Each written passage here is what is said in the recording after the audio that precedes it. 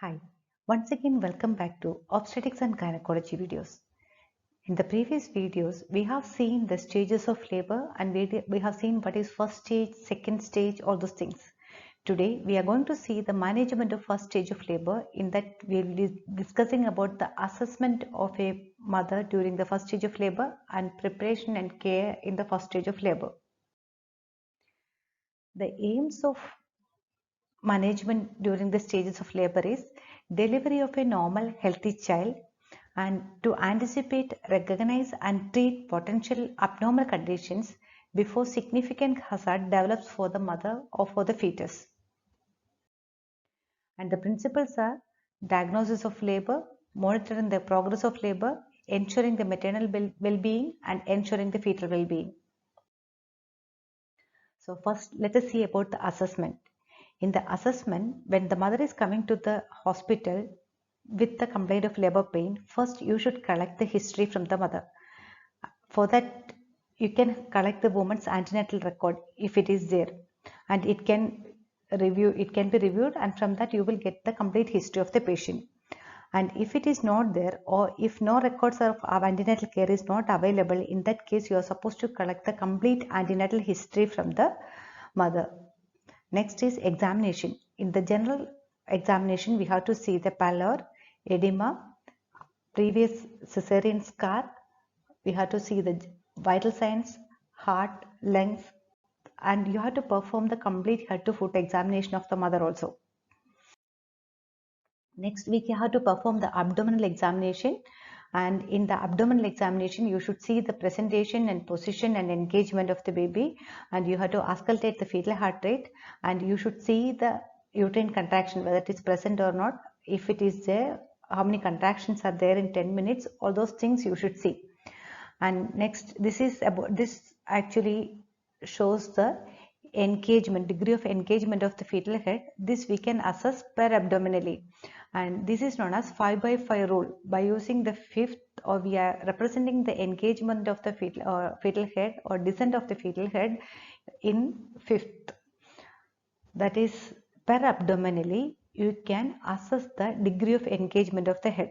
Assume that this is the pelvic ring, so you just palpate the fetal head, which is palpable above the brim of the pelvis, and after palpating, keep your fingers over the palpated area, over the occipital region. See here, in this area you have to keep your fingers of the left hand, and if you are able to keep 5 fingers over the fetal head, see in this space, if you are able to accommodate 5 fingers, that much space is there above the pelvic brim. That is, you are keeping the fingers over the head, that is in between the neck and the head, which is palpable above the brim of the pelvis. If you are able to keep 5 fingers over there, the degree of engagement is 5x5. That is, the fetal head is completely above the brim of the pelvis. It is not at all descended into the pelvis. And here, if you are able to keep only 4 fingers, the engagement is 4x5, or the descent is 4x5, and here the sinciput will be high and occiput can be felt easily.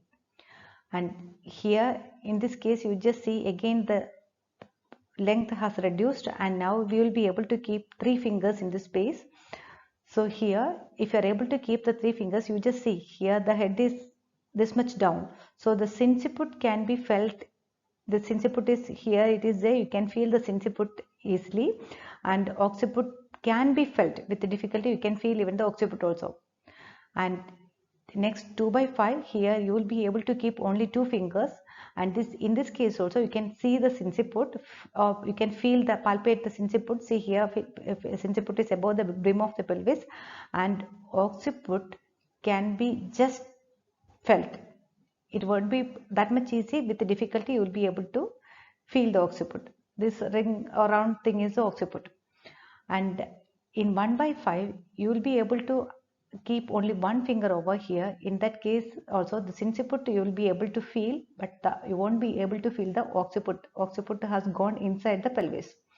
And next one is 0x5. Here only you will be able to palpate only the neck of the baby. You won't be able to keep the fingers over there, and none of the head will be palpable above the brim of the pelvis. That is, inciput and occiput will be below the brim of the pelvis. That is, it might have entered fully into the pelvis. So this is the descent of the head by using the 5 by 5 rule. See this picture once again I have explained with the I have shown it clearly with the use of this circle. Assume that this is a fetal head. In 5 by 5 it is fully above the brim of the pelvis. This line is the brim of the pelvis, and here you just see it is just entered into the brim. Here it has gone some more down, and see in the 0 by 5 the complete head has entered into the brim of the pelvis or into the pelvis. After doing the physical examination and after assessing the engagement per-abdominally, we should do the vaginal examination.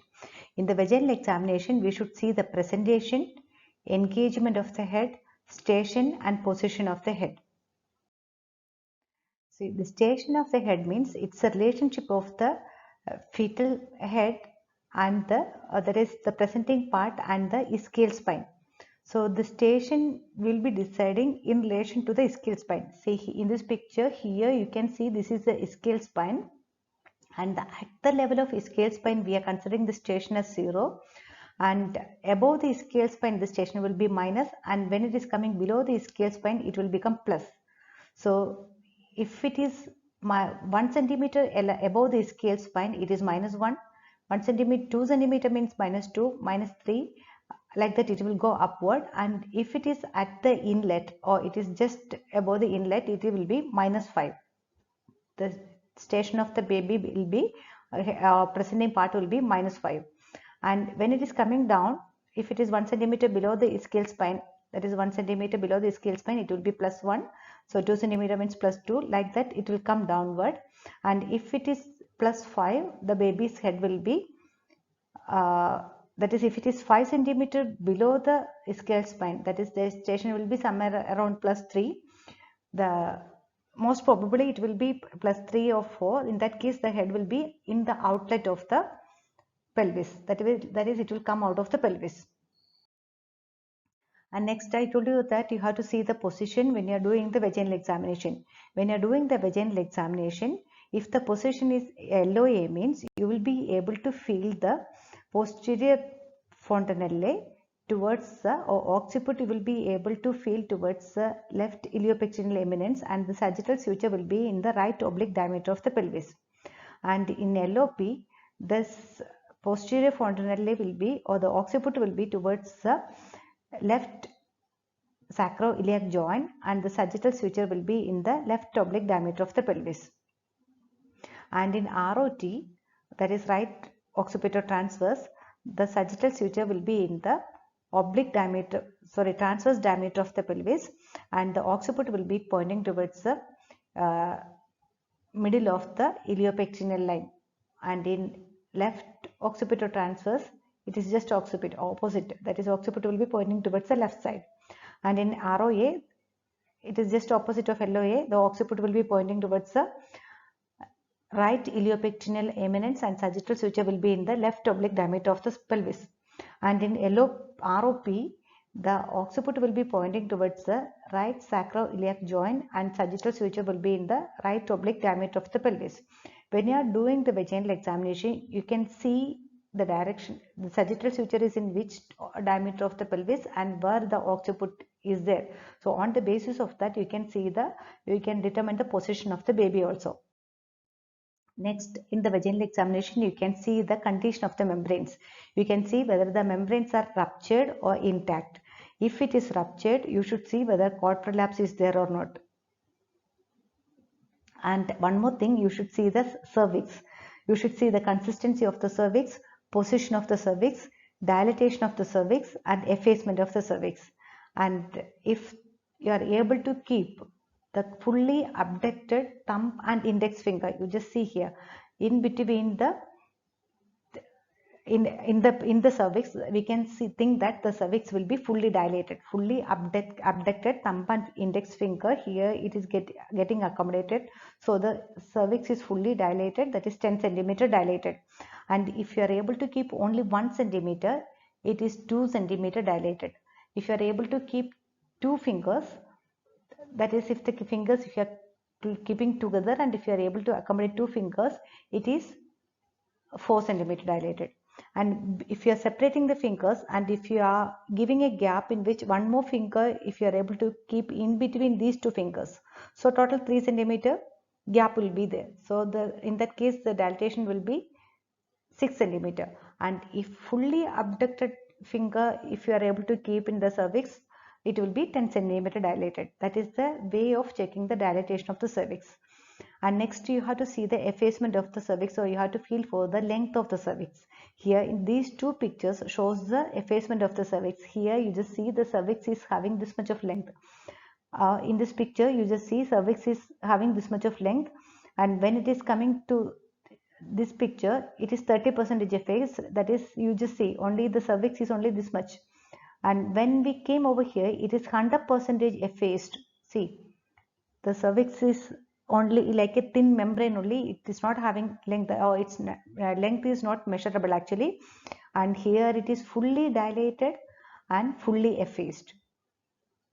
So you have to feel the effacement and dilatation of the cervix. Next you should see the capacity or adequacy of the pelvis. For that mainly you should assess the diagonal conjugate of the pelvis. For assessing the diagonal conjugate, you just insert 2 fingers into the vagina, that is thumb and middle finger, you just insert into the vagina, and if you are able to locate the sacral promontory with difficulty with the middle finger, or if you are just able to tip the sacral promontory with the middle finger, it's okay. But if you are able to feel very easily, it shows that the diagonal conjugate is less, so it indicates contracted pelvis. And if the sacral promontory is prominent, that also indicates abnormality of the pelvis, or in that case also the diameter of the pelvis will be less. So in that cases you cannot expect a normal delivery. So you should see the adequacy of the pelvis, and when you are palpating you will be able to identify it. And next you should see the condition of the ischial spine. If the ischial spines are more prominent and it is getting projected inward, this bispinous diameter will be less, so that may make the labor process difficult. So you have to see the prominency of the ischial spine. When you are doing the vaginal examination, you should palpate it and you should see. And you should see the transverse diameter of the outlet.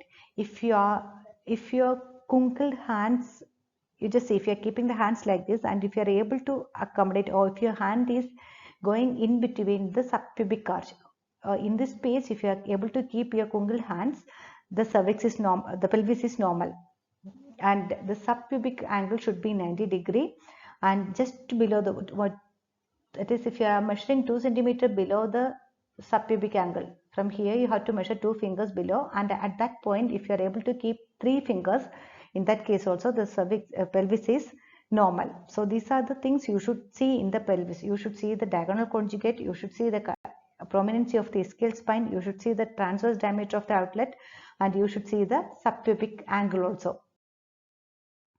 And in case if vaginal bleeding is there, and if vaginal bleeding is there means sometimes it may be due to the placenta previa, that is placenta may be located in the lower segment of the uterus. In that case you are not supposed to do the pervaginal examination, because when you are doing the pervaginal examination or PV, again you may cause bleeding from the lower lying placenta, and in that case you should perform only sterile speculum examination. And if the membranes, if you are suspecting that membranes are ruptured, in that case also it is better to avoid the vaginal examination, especially if the mother is not in the labor process, because there is a chance for infection. But if the mother is in the labor process, we have to do the vaginal examination in order to assess the characteristics of the amniotic fluid and to assess the condition of the cervix. And next is admission to the labor ward. Once if the woman is in the active stage of labor, already we have seen the active stage. What is that? That is if regular painful contractions are there and if the cervical dilatation is 3 centimeter, in that case you can admit the case to the labor room or labor ward. So that less time will be there in the labor ward. So the intrapartum oxytocic amount and analgesics amount also will decrease if the duration inside the labor room is getting decreased. Next, we have to perform the investigations like urine and blood examination. In the urine, you should see the protein, sugar, and ketone bodies. And in the blood, you have to check the complete blood count, RBS, grouping, and you should do the cross matching also in the case of high risk patients. Next one is preparation and care. First, you should see the bowel preparation. If the mother has not passed the motion for the last 24 hours, in that case, you need to give an enema and you have to prepare the bowel. That is, if you are feeling that the rectum is loaded when you are doing the vaginal examination, if you are feeling the rectum is loaded, in that case also you have to prepare the bowel. Similar length of labor and most maternal and neonatal outcomes generate discomfort in women. That is, if the rectum is full, it will increase the length of the labor and it will be a discomfort for the woman. Next one is bladder care. Every 1.5 to 2 hours, you should empty the bladder. If full bladder is there, means it will prevent the descent of the head. That is, it will prevent even the entry of head into the brim, and it will reduce the descent of the head, and it inhibit ineffective or improper uterine contraction. Whenever you are emptying the bladder, you should assess or you should see the amount of urine output and you are supposed to record it. Next, about the nutrition. Once if the woman is in the labor process, the food items are not permitted because there is a chance for regurgitation and aspiration. And in case if the labor process is not favorable, if you are not expecting a favorable outcome, sometimes you may post a case for the cesarean. In that case also, it is better to keep the person in the we are supposed to keep the patient in the nil orally, otherwise there is a chance for aspiration of the stomach contents. And in case if the person is feeling the dryness of the mouth, you can moisten the mouth by using frozen pineapple, or you can give sips of fluid, or you can give ice chips. And for maintaining the hydration, you can give the intravenous fluid. And perineal shaving, we used to do it as a routine, but actually it is not recommended. There is a chance for wound infection, there is a chance for neonatal infection. So the clipping of the hair is recommended when compared with the shaving of the perineal hair. And next, routine rupture of the membrane or artificial rupture of the membrane. In some hospitals, as a routine, in the first stage of labor itself, they will just rupture the membrane and they are believing that it will accelerate the process of labor. It is true actually, it will decrease the duration of labor to around 1 hour. That is, it will cut short the first stage of labor, and by that way it will decrease the use of oxytocin also. And in case of non-responsive fetal heart rate, you can go for the selective rupture of the membrane. Otherwise, it is better not to do that because there is a chance for infection. But if the failure of progress of labor is there and if fetal heart rate is getting reduced or compromised, in that case you can go for the artificial rupture of the membrane in order to cut short the duration of the labor. Next, position. It depends on the mother. She can decide if she is okay, if she's not having other complications, she can walk around or she can be in the bed itself. As long as the patient is healthy and if the presentation is normal, and if the presenting part is engaged and if the fetus is in good condition, we can encourage her to walk. There is no complication in that. Next one is pain relief. If she is having severe pain and if she is not able to tolerate, you can give the opiate drugs. That is, you can give pethidine 1 milligram for hourly, or you can give inhalation and analgesia. You can give Entonox, or you can give epidural analgesia. And next, for monitoring the progress of the labor, actually we should do the continuous monitoring of the progress of the labor in the first stage of labor, and for that you can use the partogram. So whenever you are monitoring, we are supposed to record the findings in the partogram, and from the partogram reading we will get a clear picture about the well-being of the fetus, well-being of the mother, and about the progress of the labor. So these are the main things you are supposed to do in the first stage of labor for the proper management of the labor. Thank you for watching this video. In the next video, we will see the management of second stage of labor. Bye.